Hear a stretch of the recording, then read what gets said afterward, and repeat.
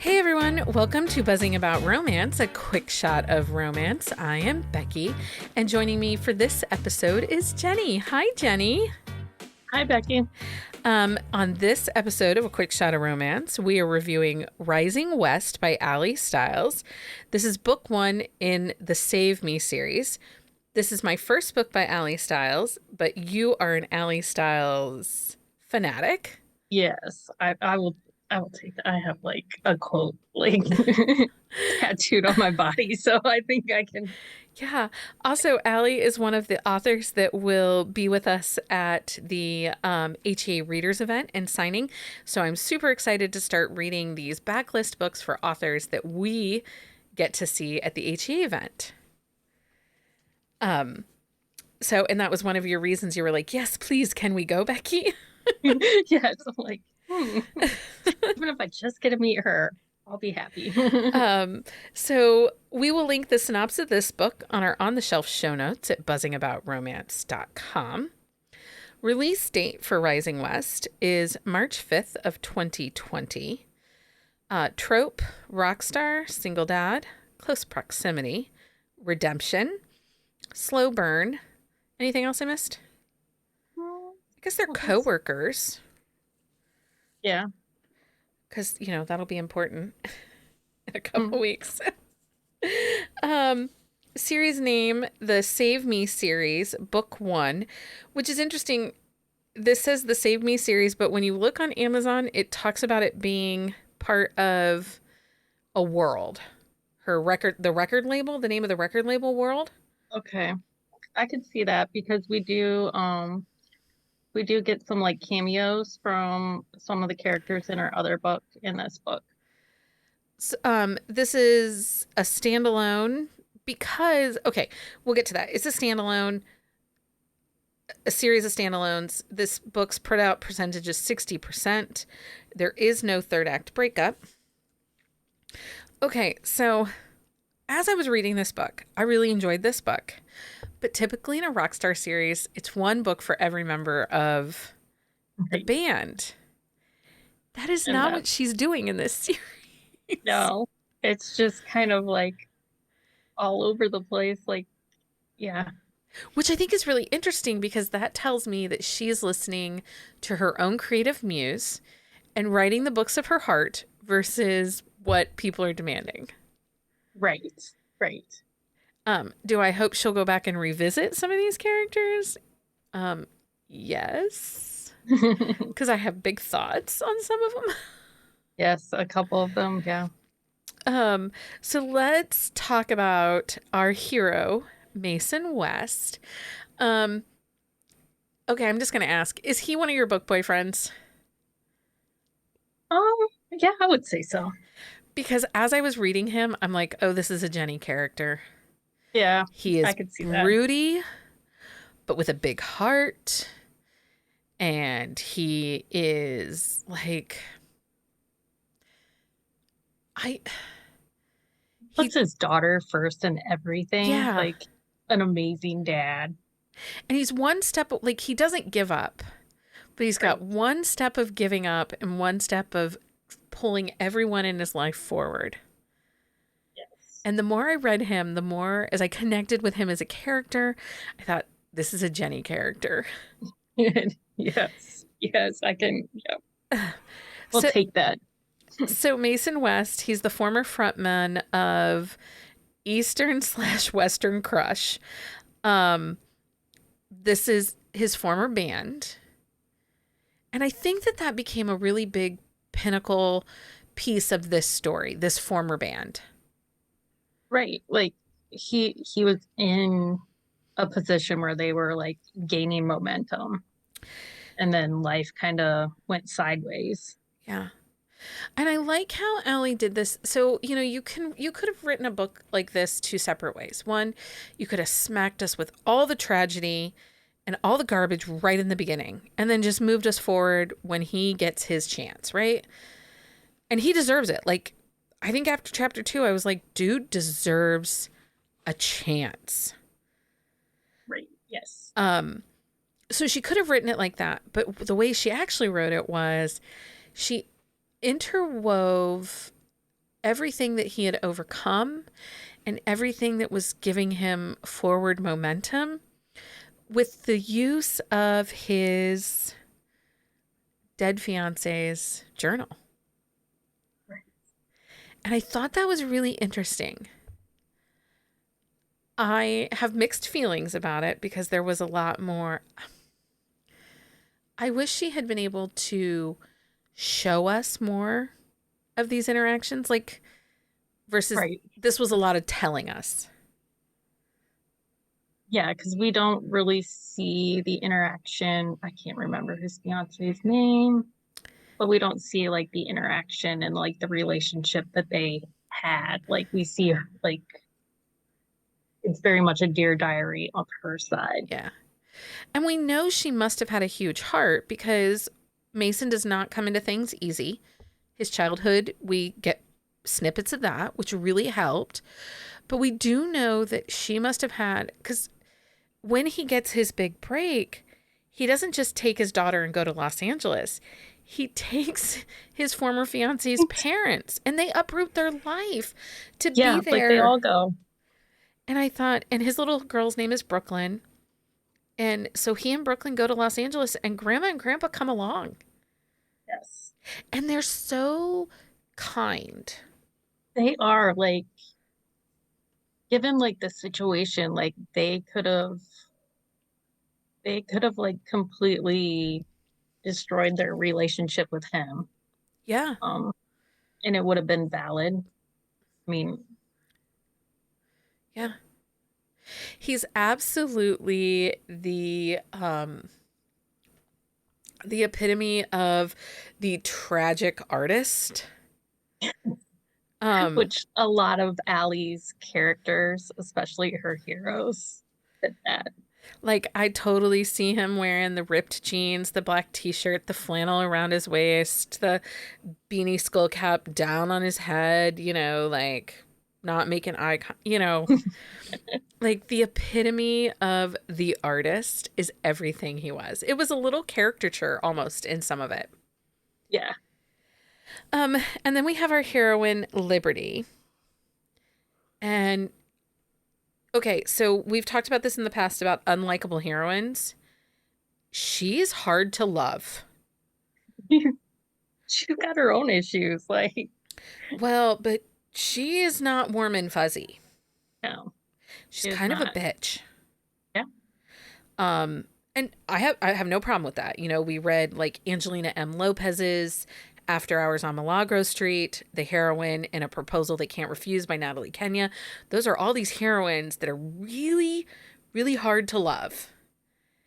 And Liberty is no different. Yeah, and she kind of knows it. Like, She I don't does know. have some She self-awareness. yeah, she has a twin brother. I think that's kind of her mirror. Well, that's her humanity, honestly. Like, he's the one that says, you should maybe feel bad about that. So you should Right. go say something. Like, he's her conscience. He's the voice of reason for her. Yeah, he's the one that's kind of like, hey, I think you're kind of directing that in the wrong place. So the way they come together is so Wes is on the East Coast in a small town in Pennsylvania playing small venues, still trying to keep music alive while working a day job of roofing and construction because his former band moved on without him because he had to stay back and take care of his daughter. And Liberty's band, it's the band she and her brother Aaron started. Right. Their former lead singer has left the band. He's birds in the sky. Yes.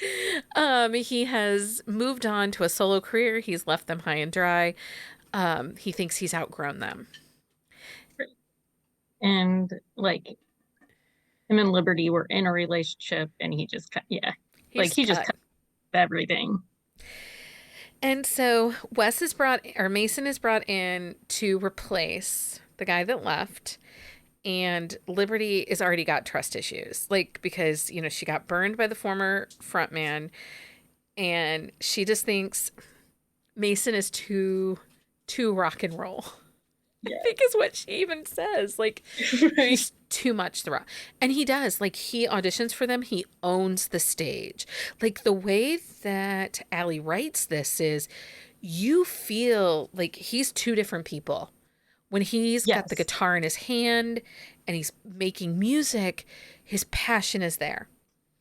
And when he sets that guitar down and he moves off the stage, his passion is at his daughter. Yep. And she did a really great job of kind of showing us all of that.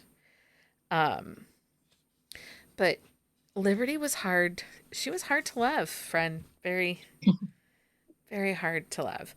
Um, and I know that this is one of your like all-time favorite books, but I want to kind of talk about this because I I find it interesting that it. So, given everything Mason had to deal with in this book, I wish there had been more mental health rep. I can see that. Yes. And I think 'cause this is kind of like in the middle of Ally's catalog, like Yeah, she definitely gets better at that. Like it's an underlying theme probably in like all of her books. yeah. Because there were some big things in this book, the grief of losing um his fiance, the grief of mourning. Because don't you think, when you have to let go of a dream, like you're seeing the people you've been with achieving what you want, and you Right. have to let that go because your life doesn't let you go that way. You have to mourn that. And Yes. Mason doesn't. Right. Um, He's yeah, still working away at it. and then he still has all of his own tragic past. I really wanted to take him and just plop him down in front of a therapist. Like, dude, you need to see somebody. Right? I think we should talk this out. You're having some big, big feels, buddy. We're gonna get Oh, here. Um, that was one thing as I was going through the pages, and I know that there was some self-awareness for him, and I know the book is 3 years old, and I don't want to spoil it because the ending, the big dark moment gives us some insight right. to just how weighed down he was. And, maybe if we'd had the mental health rep, we wouldn't have had that big weighed down moment. Well, sometimes it takes like 5 or 6 years of therapy before you get through that. Right? Right. Um, yeah, that was like, other than that piece, like, I love how they confront the former frontman. Yes. Um, And that's where you see the cameo from like Night Shift's Black. yeah. And I wish I also wanted a little bit more resolution. And this is so nitpicky. I really enjoyed the book, you guys. I really liked it. I think absolutely you should check it out. Um, but I feel like Wes or Mason, we needed more resolution with not just his moods and his feelings, but also the interactions with the grandparents. Okay. I can see that. Just needed I wanted them to put their big pants on and be like, dude, we're here for you. We love you. We love Brooklyn. You got to pull your shit together, buddy. Like, let's get this together. And like I because I reread this, so I was like actually thinking about this like a few times like through this because they were teen parents. So he's Yeah, still like in his early 20s. Like, yeah. he is. And Liberty is bratty, and she is absolutely in her feels. Um, and like I said, her humanity is her brother because she doesn't see outside of her narrow. And I think she's like knocked to the floor, floored when she realizes that Mason has a daughter. Right. Yeah, Like, and like then, she makes a big deal about it and it's like well, and he's paid a certain amount of money in a contract for 1 year to make sure he's a fit for the band so that they can fulfill some obligations. And with that contract, he was only paid X amount of dollars. So he has X amount of dollars to pay off any debt that he had back in Pennsylvania, great. move his family to Los Angeles, which is not cheap. Yeah, like the because it's like $200,000. Like, Yeah. yeah, he's not getting anything for. And she's weirded out that he drives like a beat up van and that he's in this little shoebox apartment with the grandparents and his daughter, and he and his daughter are sharing a room. And it's like, sister, you're not paying him that much money. He's like, yeah, So I think that, and because you know that she's somehow connected to another rock band, and I'm assuming theirs is the previous series. So she's cousins, and it sounds like she had a very privileged upbringing. yes, And that's something that I kind of wish we had gotten a little more in this book, is a little bit more of how privileged she was, because it would have made me like her maybe a little more, or understand her a little more when she was so like, right. why are you Like living she's in this place? that struggle of like, oh, yeah, because there's like a moment where she comes over and Brooklyn's like eating mac and cheese, like blue box mac and cheese. Yeah. And she's like, "Oh, I haven't had this for like ever." And it's just like, lady, this is what we're eating every night. Like, Well, and she makes a comment of like, do you like those curtains? Like, why didn't you put something else up? And he's like, Brooklyn likes them, and I couldn't afford to replace them. Like, hey, there were just some little nuances that I think that as a reader, I wanted more backstory.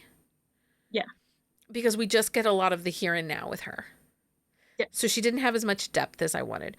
But, hey, it was a really quick, fast read, and I did like it, and it does make me want to read more books by Aly. So, as you should. as I should.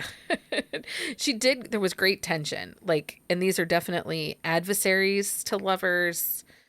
They're not enemies because they're kind of working on the same goal. They want the band to be Right, yeah. successful, but they're a little like, there's a lot of tension, sandpaper rubbing. They gotta figure their stuff out. Like, yeah. Yeah. No, for sure. Anything else you want to share about this book? Really enjoy it. Yeah, just read it. It's in Kindle Unlimited. It's with your Kindle Unlimited subscription, so you should check it out. Do you have a book you think we should review for a quick shot of romance? Send us an email to thebees@bookcaseandcoffee.com, and we will add it to our TBRs. Jenni, thank you so much for joining me for this quick shot of romance. Thanks for having me. Until next time, everyone, happy reading. Find us on Instagram at buzzingaboutromance or on Twitter at buzzingromance. If you like the podcast, please leave a review. If you'd like to support us directly, join the Bookcase and Coffee Patreon and receive exclusive content only available to Patreon members. Check out bookcaseandcoffee.com for our on-the-shelf show notes.